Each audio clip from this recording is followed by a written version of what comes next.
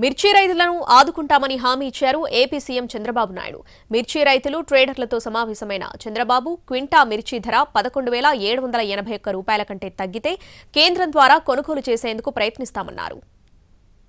తగ్గిపోయి ఇబ్బందులు పడుతున్న మిరప రైతుల్ని గట్టెక్కించడమే ప్రభుత్వ ప్రధాన లక్ష్యమన్నారు ఏపీ సీఎం చంద్రబాబు నాయుడు.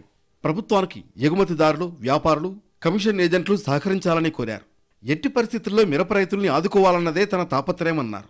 క్వింటా మిర్చి ధర 11,781 కంటే తగ్గితే కేంద్రం ద్వారా కొనుగోలు చేయిస్తామని హామీ ఇచ్చారు. కోల్డ్ స్టోరేజీల్లో నిల్వ చేసుకునే మిర్చి రైతులకు బ్యాంకుల ద్వారా రుణాల మంజూరుకు చర్యలు తీసుకుంటామన్నారు. మిర్చి రైతులు, వ్యాపారులు, అధికారులు, ఎగుమతిదారులతో చంద్రబాబు సమీక్ష నిర్వహించారు. మిర్చి ధరలు తగ్గి రైతులు ఇబ్బందులు పడుతున్న విషయం తన దృష్టికి వచ్చిందన్నారు చంద్రబాబు. విషయం తెలిసిన వెంటనే గతేడాది డిసెంబర్ 26, ఈ ఏడాది ఫిబ్రవరి 5, 11వ తేదీల్లో కేంద్రానికి లేఖ రాసినట్టు వివరించారు. కృష్ణపట్నం పోర్టు టెర్మినల్ ద్వారా మిర్చి కంటైనర్ల రవాణాకు అనుమతులు జారీ చేస్తామని చంద్రబాబు హామీ ఇచ్చారు.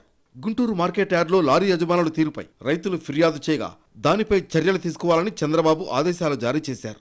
గుంటూరులోని స్పైస్ పార్కుకు మౌలిక సదుపాయాలు కల్పిస్తామని మిర్చి రైతులకు హామీ ఇచ్చారు. మిరప సాగుకు ఏటా పెట్టుబడి పెరుగుతోందని, పెరిగిన పెట్టుబడి స్థాయిలో తమకు ఆదాయం రావడం లేదని రైతులు సీఎం దృష్టికి తీసుకొచ్చారు. మిర్చికి నల్లతామర తెగులుతో పంట నాణ్యత తగ్గడంతో పాటు దిగుబడి తగ్గిపోతోందన్నారు. ఎన్నో వ్యయ ప్రయాసాలతో యార్డుకు పంటను తెస్తే ఉదయం పూట నిర్ణయించిన ధర మళ్లీ మచ్చుకు వచ్చిన తర్వాత ఉండడం లేదని చంద్రబాబు దృష్టికి తీసుకెళ్లారు.